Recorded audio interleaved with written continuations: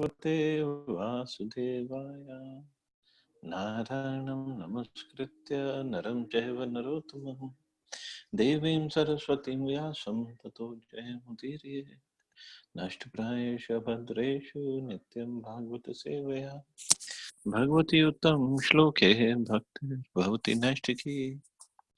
So continuing with the discussion on Srimad Bhagavad Gita, chapter 5, Karma Yoga, Action in Krishna Consciousness, text 8 through 15, we'll try to do today. So the fifth chapter started off with Arjun was still in doubt, which is better, work and devotion or renunciation of work. Because according to him, or basically he was asking question for our benefit, it was if somebody has knowledge, somebody tries to cultivate knowledge, that means he will stop working. So Krishna says both are good, but work and devotion is better. So in the previous verse, seventh verse, he says, one who works in devotion, whose pure soul and who controls his mind and senses is dear to everyone and everyone is dear to him. Though always working, such a man is never entangled. So now text number 8 onwards. नैव किंचित करोमीति युक्तो मन्ये तत्त्ववित् पश्यन् शृण्वन् स्पर्शन् जिघ्रन् श्वन् गच्छन् स्वपन् श्वसन् प्रलपन् विसृजन् गृहन् उन्मिषन्नम् इषन्निपि इन्द्रियाणि इन्द्रियार्थेषु वर्तन्ते धारयम्. A person in the divine consciousness, although engaged in seeing, hearing, touching, smelling, eating, moving about, sleeping, and breathing, always knows within himself that he actually does nothing at all.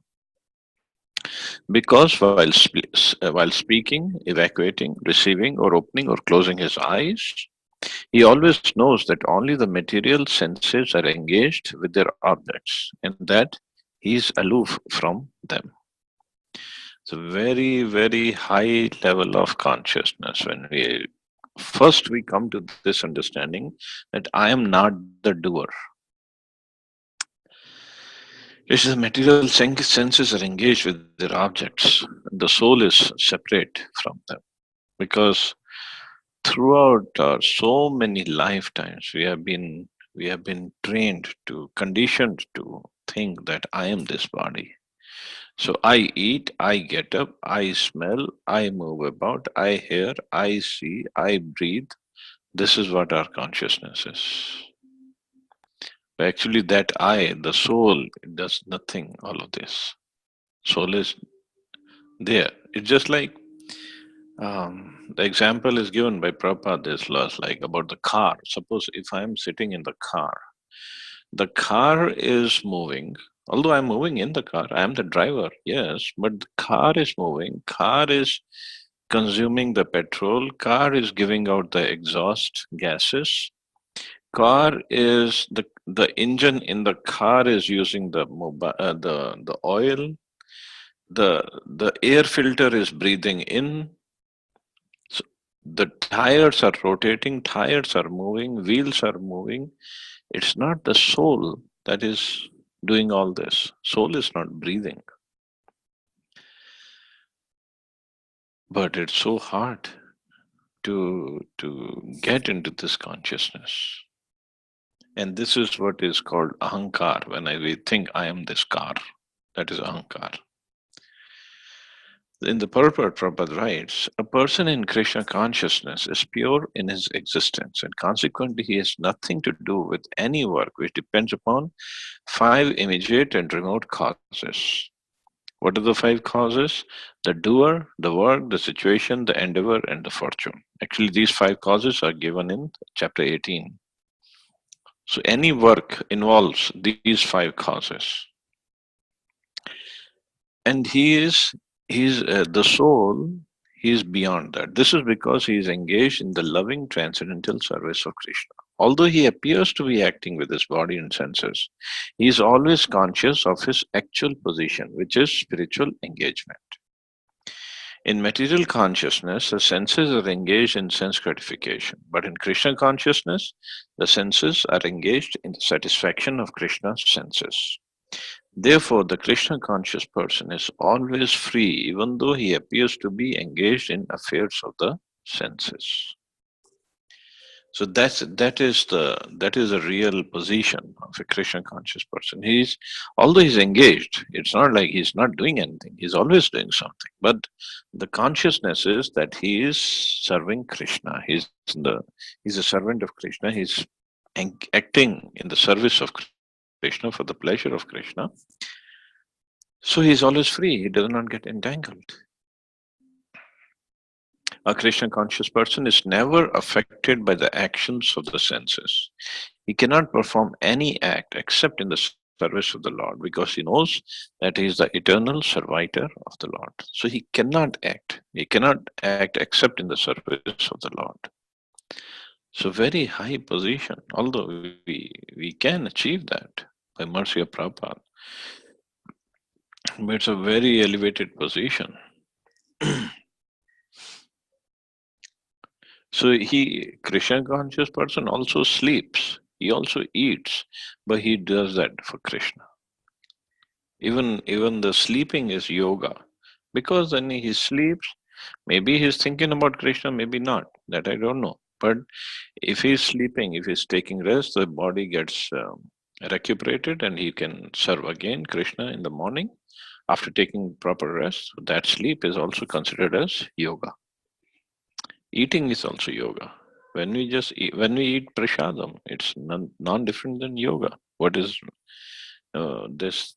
So in bhakti, the process has become so simple. Anything it can do, and can be used in Krishna service. Eating can also be used in service of Krishna. Other yoga practices, we have to, like, if somebody is doing dhyan yoga or hatha yoga, he has to sit down and meditate. And the time he's not meditating, he's not doing yoga. But in Bhakti Yoga, 24 hours we can be performing yoga if we are engaged completely in the service. Text 10.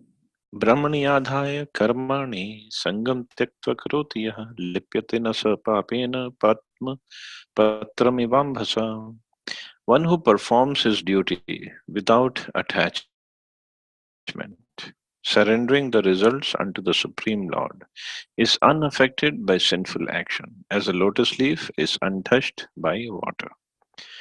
So this was one of the doubts of Arjun. If you remember, he thought, if I fight this war, if I kill my guru and my grandfather, I'll be committing sin. And here Krishna says, if one who performs his duty without attachment, surrendering the results unto the Supreme Lord, is unaffected by sinful actions. He's not committing sin if he's surrendering the results unto Krishna. And moreover, later on, when Krishna says, you fight because this is what I want. So Arjun fought following the orders of Krishna. So there was no sinful reaction for him anyway. And the example is given as a lotus leaf is untouched by water. So lotus leaf, lotus flower grows in the water, and in fact in a muddy water, but it is untouched. The leaf never gets wet. Even if you put one drop of water on it, it just flows down and gets off.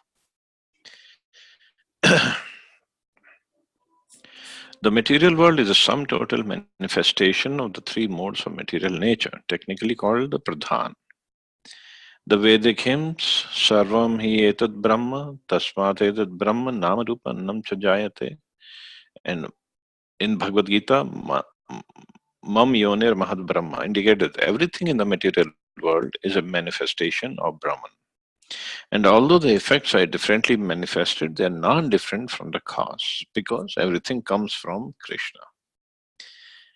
In Nishopanishad, it is said that everything is related to the Supreme Brahman or Krishna, and thus everything belongs to him only. One who knows perfectly well that everything belongs to Krishna, that he is the proprietor of everything, and that therefore everything is to be engaged in the service of the Lord, naturally has nothing to do with the results of his activities, whether virtuous or sinful. So everything is to be engaged in the service of the Lord. Everything can be also, because everything belongs to Krishna. But we make the mistake of thinking, I am the controller, I am the proprietor, I am the enjoyer, I am the doer. That's where we make the mistake. And that's when we have to go through the reactions of our actions. The Lord also says in Gita, Mai sarvani karmani sanyasya matpara. Resign all works unto me, Krishna. The conclusion is that a person without Krishna consciousness acts according to the concept of the material body and senses, but a person in Krishna consciousness acts according to the knowledge that the body is a property of Krishna and should therefore be engaged in the service of Krishna. So again, the stress that Prabhupada is putting on is consciousness. Where is our consciousness? We could be doing, even in the temple situation or in the process of bhakti, we could be doing activities seemingly in the service of Krishna.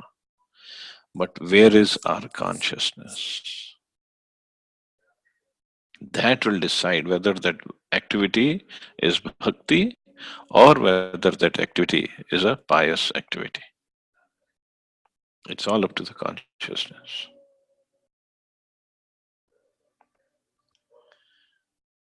Text 11. Kayen manasa buddhya kevalarindriyarapi yogina karma kurvanti sangam tyaktvatma shuddhaye.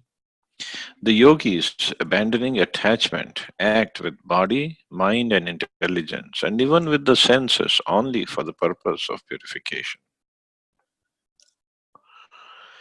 When one acts in Krishna consciousness for the satisfaction of the senses of Krishna, any action, whether of the body, mind, and intelligence, or even the senses, is purified of material contamination.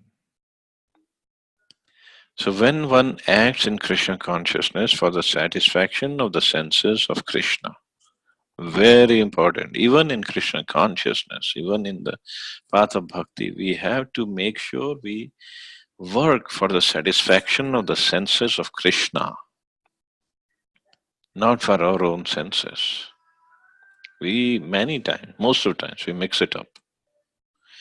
We think Krishna is pleased by my service. Are we sure of that?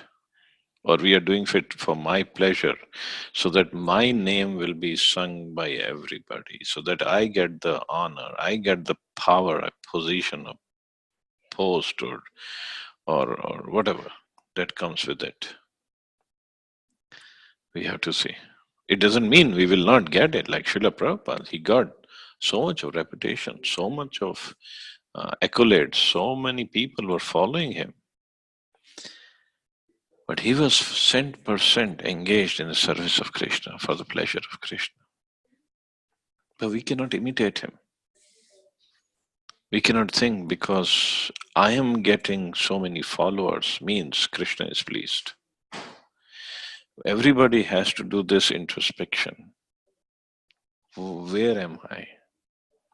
What is my consciousness like? Am I really working to please Krishna?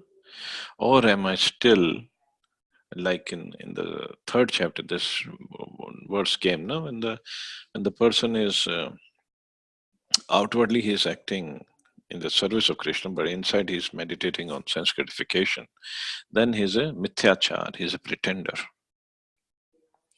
So this introspection has to go on every time in our heart. What I am doing.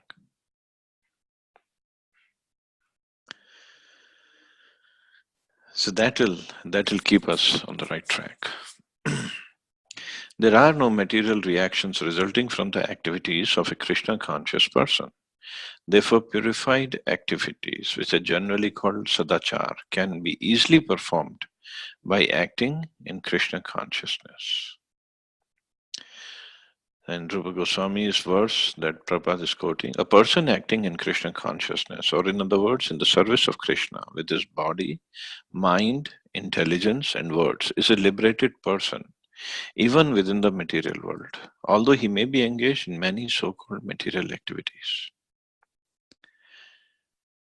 So, if somebody is engaged in service of Krishna by body, mind, intelligence, and words, karmana, manasa, gira, then even though he might be engaged in material activities, he is considered a liberated person. He has no false ego, for he does not believe that he is this material body or that he possesses the body. He knows that he is not this body and this body does not belong to him. He himself belongs to Krishna and the body too belongs to Krishna.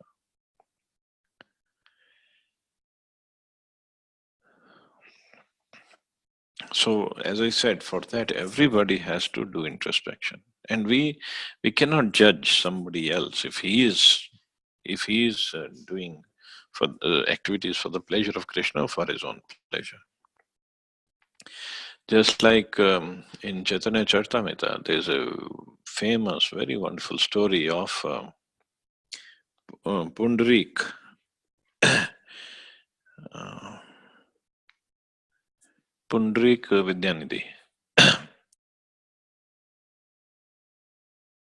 So this thing was, once Mukunda told Gadadhar Pandit, they were wonderful devotees living in Navadvip. There's a wonderful Vaishnav is living here in Navadvip, and we should go and see him, meet him. So Gadadhar Pandit was the young brahmachari. So he followed Mukunda and he went to meet Pundarik. But when he went there, and Gadadhar Pandit, as I said, he was a brahmachari, very simple, Nashtik brahmachari, and following the rules properly, pakka, and living very simple life, a poverty-stricken life. When they went to see Pundarik Vidyanidhi, he's although Mukunda knew, but Gadadhar Pandit, first time he saw Pundarik, he saw Pundarik was sitting on a nice swing, and he was wearing beautiful silken clothes, and his hair, he had long hair, and they were beautifully caressed and oiled nicely, and he was wearing, he had perfume all over, and he was chewing on this pan, and Pundarik was very rich person, so he had this peak dan, and he was throwing spitting the pan in that peak dan, and there were servants. Some servants were fanning him, some servants were doing other services for him, and very opulently he was living. So Mukunda sat in front of Pundarik Vidyanidhi, and Gadadhar Pandit sat with Mukunda. They both were talking. And Mukunda, he saw Gadadhar Pandit's impressions, face expressions, and he understood that Gadadhar Pandit is not understanding who Pundarik is. So Mukunda, he was a very good singer. So he started singing the glories of Krishna. And especially when he came to the shloka of Bhagavad Gita, he was singing in beautiful melodious voice, was Ahobakiyam Stan Kalakutam, in which it is mentioned that Krishna, how glorious, how compassionate you are, how merciful you are. Who could be more merciful than you? Because you you gave liberation to even the demoness Putana who came to kill you by smearing such a potent poison on her breasts. Who could be more merciful than you? So Pundarik Vidyanidhi, when he heard this shloka, this bhajan by the mouth of Mukunda, immediately the ecstatic symptoms appeared in his body, which is called Ashta Sattvic Vikar. And he basically lost control of his whole body. He started shivering, and he kicked all this palm thing, and he tore up his clothes, and it took like 8 or 9 servants just to control him, just to put him down. And he was in so much of ecstasy, he became unconscious. And he remained so for next, I think it is written 6 or 7 hours or so. He became unconscious. He was in so much of ecstasy just hearing this shloka of Srimad Bhagavatam. So now Gadadhar Pandit, actually who is Gadadhar Pandit? Gadadhar Pandit is Srimati Radharani herself. And Pundrik Vidyanidhi is in Krishna Lila, Vrishbhanu Maharaj, Radharani's father. So Gadadhar Pandit was sitting there. Now what to do? This man, he's gone unconscious. And Mukunda was also sitting there. So they just sat there. So after so many hours, Pundrik Vidyanidhi came back to his senses. And Gadadhar Pandit, see, this is proper etiquette. Understanding his offense, although Gadadhar Pandit just thought, like, he didn't say anything, he didn't act like anything, but because he said, I had committed offense in the mind, thinking bad about this Vaishnava, Gadadhar Pandit went to Pundrik Vidyanidhi, asked for forgiveness, and then asked for, will you initiate me? Will you give me shelter? Will you be my guru? Can you accept me as your disciple? And Pundrik accepted him. Although it's a father-daughter relationship from Krishna Leela, so that's a different story. But so that's what I'm saying. We cannot see or judge somebody else from his appearance, from his activities, from his talks. All we can think about or try to correct is ourselves. And when we correct ourselves, we will be able to perceive others properly. So our activities, our consciousness, whether we are doing it for pleasure of Krishna or whether we're doing for our own pleasure, we have to see. Of course, it's not a crime to do things for our own pleasure also. It's not a crime. But it's not bhakti, that's all. So since we are coming on the path of bhakti, it will take long time, let it develop gradually. So it's okay. But we have to see where we are and where we are going. That we have to introspect. And I said, this is not a crime, this is not a competition, it's not a race amongst anybody. It just, we are developing love for Krishna. That's all. Our love for Krishna. That's it. So whatever time it takes, it's okay. Text one. Yukta karma phalam tyaktva shandinapnoti nashtikim ayukta kama karena phale sakto nibadyate. The steadily devoted soul attains unadulterated peace because he offers the result of all activities to me. Whereas a person who is not in union with the divine, who is greedy for the fruits of his labor, becomes entangled. So, very simple. Prabhupada says the difference between a person in Krishna consciousness and a person in bodily consciousness is that the former is attached to Krishna while the latter is attached to the results of his activities. The person who is attached to Krishna and works for him only is certainly a liberated person and he has no anxiety over the results of his work. See, this is where that text Karmanyavadi karaste ma phaleshu kadachana. There, if we look at it from bhakti point of view, then it is a perfect verse from bhakti. From other angles, people cannot make A, B, C out of it. And also, if we look at the words, one thing Krishna says, the steadily devoted soul attains unadulterated peace because he offers the results of his activities to me. Again, Krishna is a person, he's not impersonal. He's not some light or thought or some force. He's a person. So offering the result of all activities to Krishna, person. So there is no question of impersonal. impersonalism here. But the followers of Mayavad philosophy, they will even misunderstand this verse and translate it wrongly. So the person who is attached to Krishna and works from him only is certainly a liberated person. Of course, we are right now in so much of mixture of bhakti, karma mishrit bhakti, and maybe some gyan mishrit bhakti, but it's all mixture right now. It's not we're completely attached to Krishna and we are working for him only. We all are trying to make progress. That's all. So that's why we have some anxiety over the results of our works. We do get anxious. In the Bhagavatam, the cause of anxiety over the result of an activity is explained as being one's functioning in the conception of duality.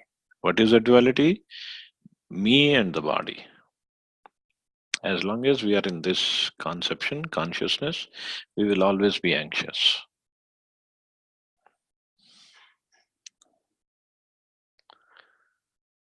Krishna is the supreme absolute truth, the personality of Godhead. In Krishna consciousness, there is no duality.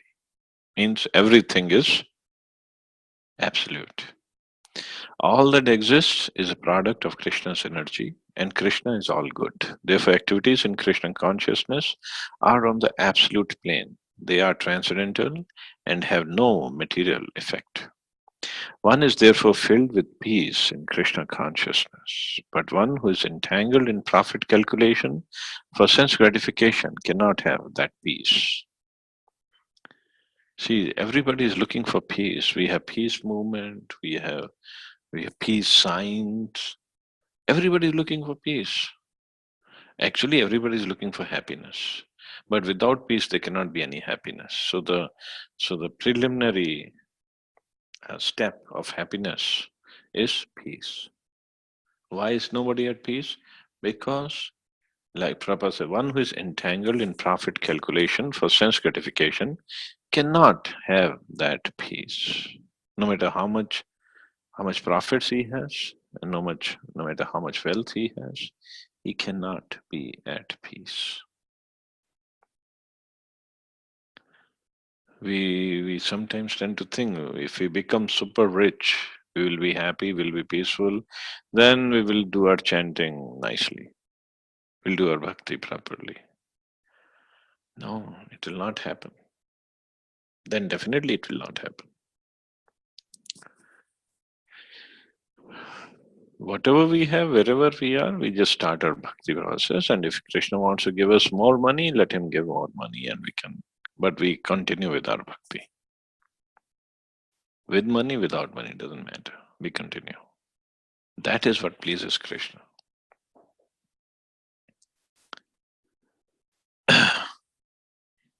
That is the secret of Krishna consciousness. Realization that there is no existence besides Krishna is a platform of peace and fearlessness. Again, peace and fearlessness can only happen on the platform of Krishna consciousness. Text 13. Sarvakarmani manasa sanyasyaste sukham vashi navdvare pure dehi neva kurvanna karyan.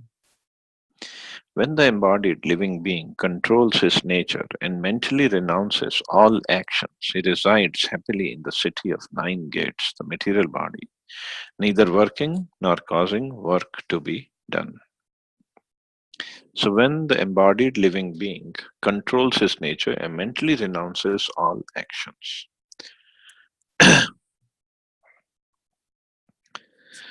so the soul, although subjecting himself to the conditions of the body, can be beyond these conditions if he so desires. Owing only to forgetfulness of his superior nature, he identifies with the material body and therefore suffers.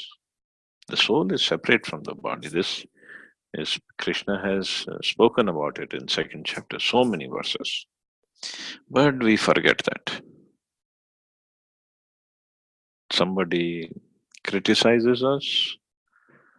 When she is criticizing the body, is insulting the body, we take it to our heart and we cannot sleep at night. How did he say so? But he said about the body, not about the soul. Soul is Sat Chit and Ananda. There is no question of any insult for soul.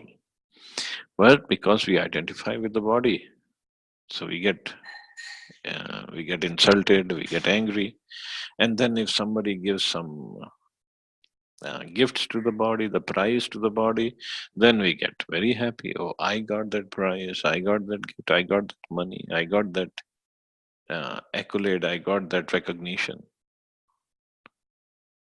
It's all based on body, nothing for the soul actually. But we get so attached to both, to the insult and to the recognition. And that's where the problem happens. By Krishna consciousness, he can revive his real position and thus come out of this embodiment. Therefore, when one takes to Krishna consciousness, one at once becomes completely aloof from bodily activities. Again, it's a very, very high position to attain, to achieve. Therefore, a Krishna conscious person is free from both the outer and inner activities of the material body. Text 14. न कर्तृत्वं न कर्माणि लोकस्य सृजति प्रभु न कर्मफल संयोगं स्वभावस्तु प्रवर्तते.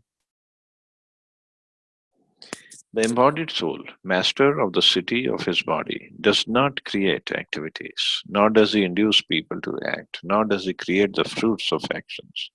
All this is enacted by the modes of material nature. Just like in third chapter, Krishna says, Prakriti kriya karmani, Prakriti kriyamanani ahankar vimu. I'm forgetting the shloka somehow. Ahankar vimulatma kartahamiti manyate. So out of ahankar, a foolish soul thinks, I am the doer. Although all the activities are conducted by the modes of material nature. Only thing that we do or we have little control over is our desire. We desire, and based on the desire and our bank balance of punya or papa, super soul sitting in the heart, he sanctions the desire, means then the three modes of nature take over and make us do that activity. That's all. Whether it's sinful or whether it is pious activity. Yes, we get entangled because this was our desire. That's why the three modes of nature came into action and made the body do that activity. But we don't do the activity. The modes of nature induce us, guide us. Now you do the activity.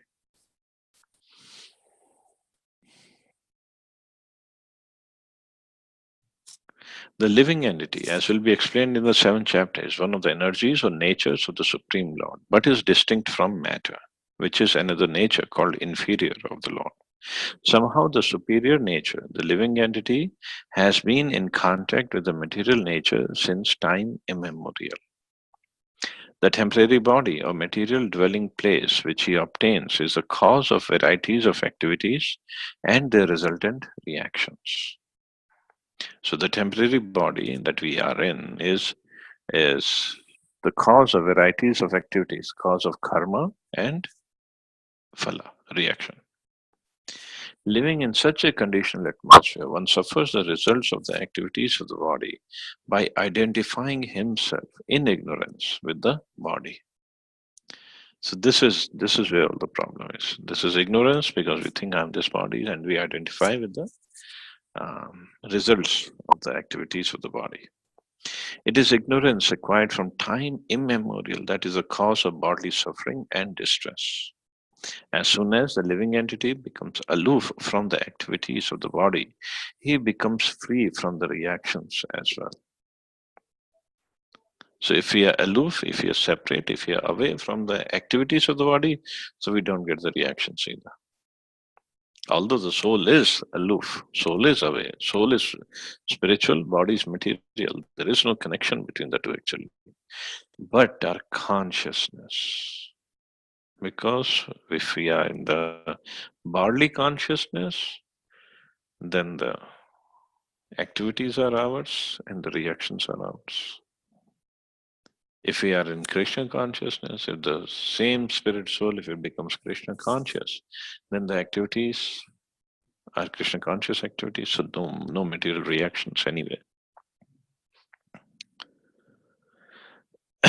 As long as he is in the city of body, he appears to be master of it, but actually he is neither its proprietor nor controller of its actions and reactions. He is simply in the midst of the material ocean, struggling for existence. The waves of the ocean are tossing him, and he has no control over them. His best solution is to get out of the water by transcendental Krishna consciousness. That alone will save him from all turmoil. Him means a soul. So the only thing we can do is take shelter of the lotus feet of Krishna. Text 15.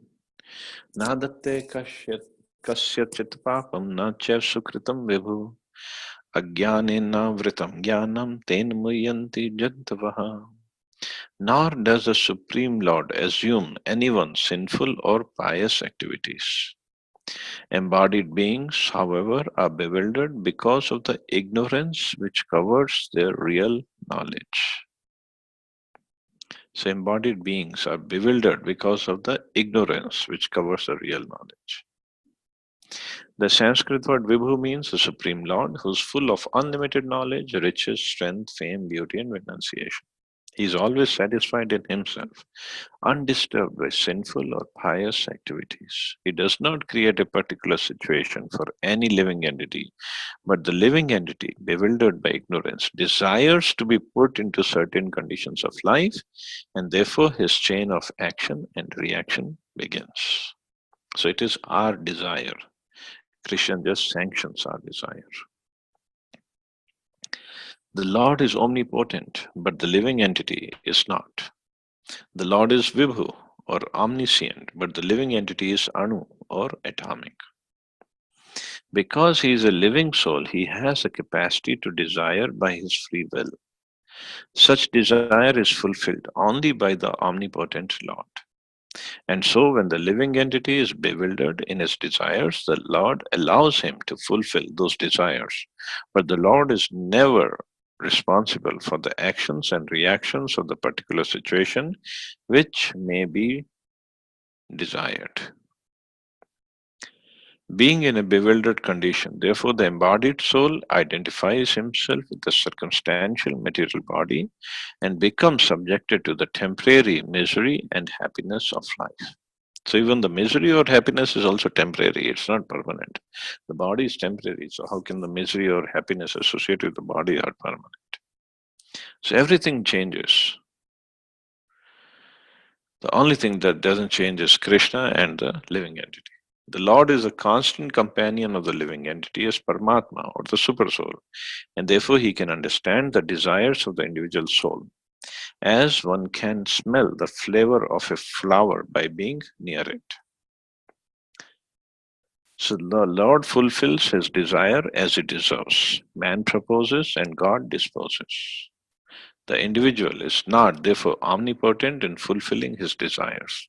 The Lord, however, can fulfill all desires, and the Lord, being neutral to everyone, does not interfere with the desires of the minute, independent living entities. So, very nice words Prabhupada is using.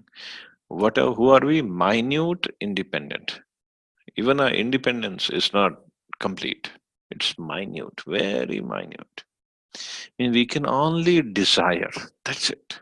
Little bit desire. And that desire is also cannot be unlimited desire. The desire is also based on our realizations, based on our consciousness, based on our experiences. That's all that only we can desire. But how much it will be fulfilled, that also depends on how much we deserve. The individual is not, therefore, omnipotent. Okay. However, when one desires Krishna, the Lord takes special care and encourages one to desire in such a way that one can attain to Him and be eternally happy. So then Krishna takes over. The living entity is completely dependent in his distress and happiness. By the will of the Supreme, he can go to heaven or hell, as a cloud is driven by the air. Therefore, the embodied soul, by his immemorial desire to avoid Krishna consciousness, causes own bewilderment. Consequently, although he is constitutionally eternal, blissful, and cognizant, due to the littleness of his existence, he forgets his constitutional position of service to the Lord and is thus entrapped by nescience. Under the spell of ignorance, the living entity claims that the Lord is responsible for his conditional existence. हे भगवान तूने मेरे साथ ये क्यों कर दिया? We always say that. तूने मेरे साथ ही ऐसा क्यों किया? Why did you do that to me? मैंने तेरा क्या बिगाड़ा था? But somehow this dialogue doesn't come to our mind when something good is happening in our life. If suppose we are making lakhs and rupees of profits, we never come up with this. Hey Bhagwan, तूने मेरे साथ ऐसा क्यों कर दिया? That is a funny thing, na? We don't say, "Hey Bhagwan, मैंने तेरा क्या किया था? तूने मेरे को इतना सारा पैसा दे दिया." In that time we say, "Oh, because I worked hard. That's why I made money." But if we go through some tough time or something bad is happening to us, seemingly bad, actually it is not bad if you look at it philosophically. So seemingly bad if it is happening. Oh Bhagwan Krishna, why did you do that to me? I was chanting your name. I had taken shelter of you. I have taken initiation and I've been every day going for Mangala Aarti and this and that. Why this happened to me? So Prabhupada has clearly explained everything here. Krishna is all neutral. He does not interfere. He does not take sides either. So it's all up to us, whatever we want. The Lord neither hates nor likes anyone, although he appears to be. Of course, only a person he likes is his devotees. And for his devotees, he can either give no reaction or he can give extra reaction. So that's all up to him. He is Swarat also at the same time. So, but for everybody else, he is neutral. So everybody gets good reactions according to the good deeds, bad reactions according to the bad deeds, and the deeds depend upon their desires, and the desires they have, and the sanctioning come from the Supreme Lord Himself. So I'll stop here. See anybody has any questions or comments, because this theme stops here at text 15. Hare Krishna, Prabhuji. Dhanvat Pranam. Prabhuji, on the Dandavat, last Dandavat. statement that you said, just elaborate a little bit further where you said for devotee, he can either, there can be no reactions or there can be extra reactions. So what is that? Well, here Krishna says, Prabhupada writes, no? For in the case of a devotee, he takes special care of them. However, when one desires Krishna, the Lord takes special care and encourages one to desire in such a way that one can attain to Him and be eternally happy. So that one can attain to Him. So if Krishna feels that this person will surrender unto me, if he goes through lots of troubles, then he'll give him some troubles. So ultimate idea of Krishna is to make us surrendered. So either we do it ourselves, either we do it voluntarily, or he will force us. And when he forces, because as a devotee, when we are chanting, what we are doing, I mean, we have to understand what we are chanting. It means, Krishna, please engage me in your service.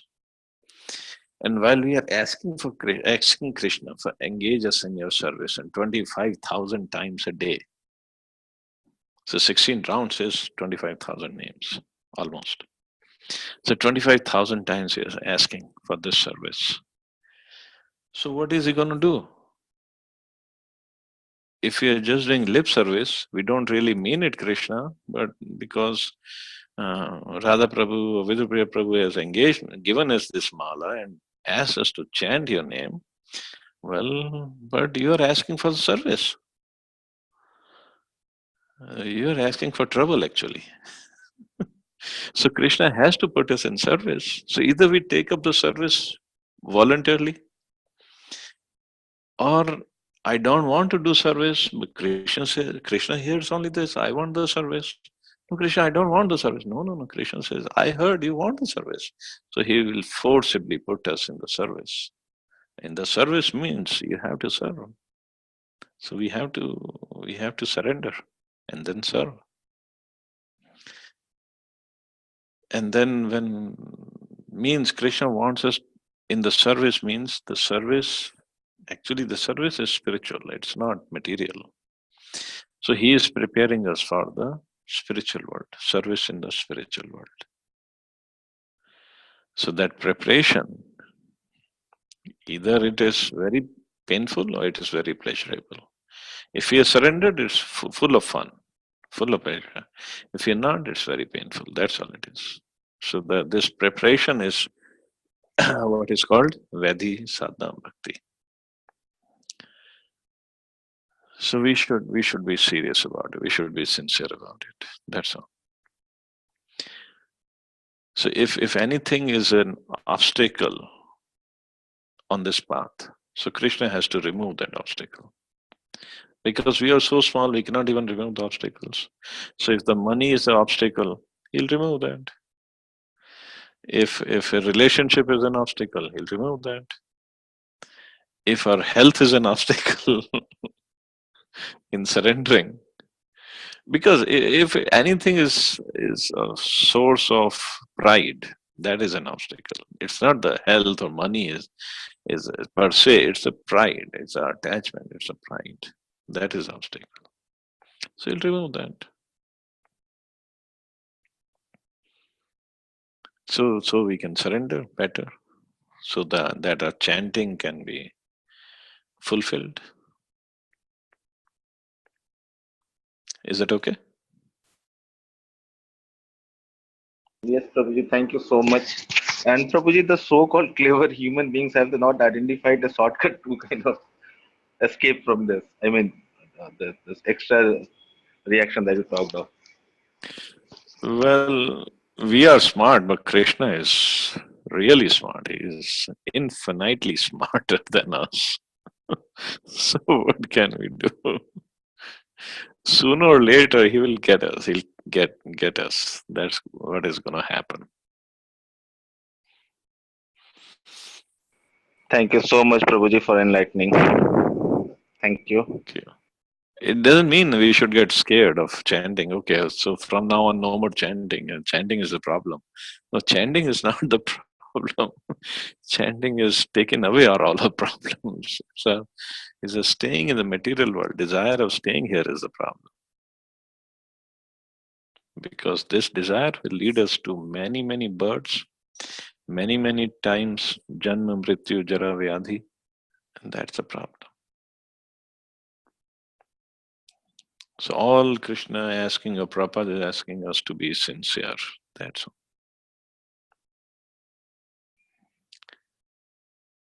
ठीक है? Subbu Prabhu, any comments?